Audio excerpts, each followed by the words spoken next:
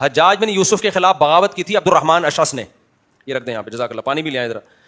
حجاج بن یوسف بڑا ظالم تھا نا, یہ واقعہ خوب سمجھیں اس کو, بہت اہم بات ہے. آج ملک میں انقلاب کی باتیں ہوتی ہیں, سسٹم کو تبدیل کرو, نظام کو تبدیل کرو, باتیں کرنے پر گورنمنٹ کی طرف سے کوئی پابندی نہیں, باتیں سب بڑی اچھی اچھی کر رہے ہیں. آج کچھ اسکالرز ایسے آ رہے ہیں وہ مولویوں پہ طرز کرتے ہیں, کہتے ہیں یہ نظام کی تبدیلی کی بات نہیں کرتے, بس یہ ممبروں پہ بیٹھے ہوئے ہیں اپنے اپنے بیانات میں, خانقاہوں میں تبلیغ میں لگے ہوئے, نظام کی تبدیلی کی بات نہیں کرتے. تو دیکھو نظام کی تبدیلی کی بات علماء کرتے ہیں, لیکن وہ تبدیلی کی بات کرتے ہیں جو سوٹیبل ہو, جو ایکسیپٹیبل ہو. بے شک اس کے دیر پہ اثرات نکلیں. جامعۃ الرشید نے سسٹم تبدیل کرنے کے لیے پورا ایک ویژن بنایا ہے کہ ہم طلبہ کو CSS کروائیں, ہم جو ہے ایسے اسکول کھولیں, اسلامی کے اسکولوں کا جال بچھا دیں, بیوروکریٹس ہمارے ہوں. یہ لانگ ٹرم پالیسیاں ہوتی ہیں, تو یہ کر رہے ہیں علماء, بہت پہلے سے کر رہے ہیں. لیکن ایک طریقہ ہے آپ نظام کو پلٹ دیں مسلح بغاوت سے, اس کی علماء اجازت نہیں دیتے. یہ پہلے بہت تاریخیں آپ اٹھا کے دیکھیں. تو ایک واقعہ میں سناتا ہوں. حجاج ابن یوسف نے ایک لشکر تیار کیا تھا, شام بھیجا اس نے.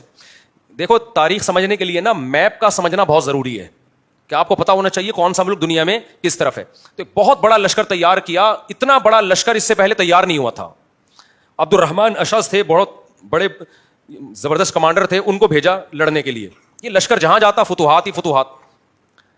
تو اس وقت شام کے قریب یہ فوجیں داخل ہو چکی تھیں. آگے عیسائی بادشاہ تھا, اس کی بہت مضبوط ریاست تھی, لیکن وہ کانپنے لگا کہ اب میری خیر نہیں ہے. عبد الرحمن اشعث کی فوج جو تھی نا, یہ تھک ہار کے بیٹھ گئی کہ بھائی اب ہم تھوڑا آرام کرتے ہیں, کیونکہ کئی علاقے ہم نے فتح کر لیے ہیں, ظاہر ہے یہ بھی انسان ہے نا, تو ہم فوراً اس قابل نہیں ہے کہ ہم آگے, ایک بڑی عیسائیوں کی اسٹیٹ ہے, یورپ شروع ہونے والا تھا آگے, ہم اس پہ حملہ کریں. تو یہ آرام سے بیٹھ گئے.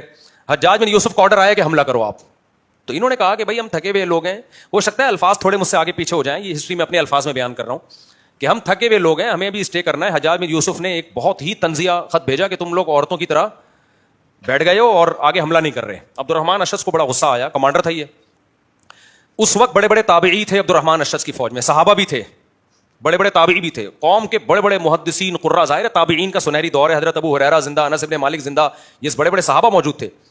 عبد الرحمن اشعث نے کیا کیا, پوری فوج کو, جو بہت بڑا لشکر تھا, اس کو جمع کیا. انہوں نے بولا کہ حجاج ظالم ہے, یہ ویسے ہی ظلم کرتا ہے, ہم تھکے ہوئے لوگ ہیں, اتنے علاقے ہم نے فتح کر لیے, اب اگر فوج کو آرام کی ضرورت ہے, یہ کیسا اس نے طنزیہ جملہ کہا ہے بادشاہ یعنی گورنر نے, تو ہم اتنا بڑا لشکر تیار ہو چکے ہیں, بجائے ہم آگے حملہ کرنے کے اسی کو نہ بیڑا غرق کر دیں, اسی سے گورنری چھین لیتے ہم. میں سمجھا پا رہا ہوں اپنی بات. بجائے ہم آگے جانے کے, ہمارے پاس اتنا پاور جمع ہو چکی ہے کہ ہم الٹا حجاج کے خلاف بغاوت کر دیتے ہیں. تو اس وقت کے بڑے بڑے مفتی محدثین, امام شافعی بھی جن میں تھے, انہوں نے فتویٰ دیا کہ بغاوت جائز ہے, کیونکہ ہم پاورفل ہیں, اور وہی نظام تبدیلی کی باتیں نہیں جو آج کل ہوتی ہیں.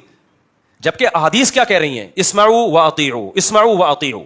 مسلم کی حدیث ہے, صحابی نے کہا یا رسول اللہ اگر بادشاہ ظلم کرے, آپ نے فرمایا وَإِن ضَرَبُوا ظَهْرَكَ, تمہاری پشت پہ کوڑے بھی مار رہا ہو تو بھی صبر کرنا ہے. صبر کا مطلب یہ نہیں کہ بادشاہ کی اصلاح کی کوشش نہیں کرنی, بادشاہ کی اصلاح کی کوشش کرنی ہے, حق بات اس کے سامنے کہنی ہے. صبر کا مطلب تلوار نہیں اٹھانی.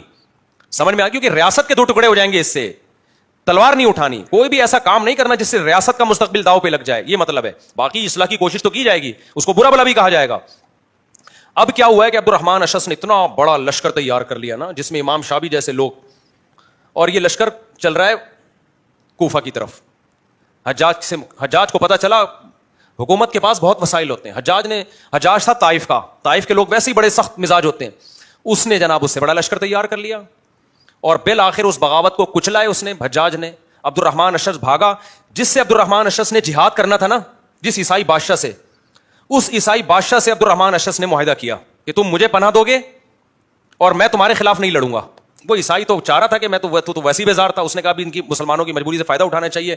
اس نے عبد الرحمن اشعث کو پناہ دے دی اور اس کے ساتھ چند مجاہدین کو. تو حجاج ابن یوسف نے اس شام کے بادشاہ کو خط لکھا کہ تیری اینٹ سے اینٹ بجا دوں گا میں, عبد الرحمن کو میرے حوالے کر.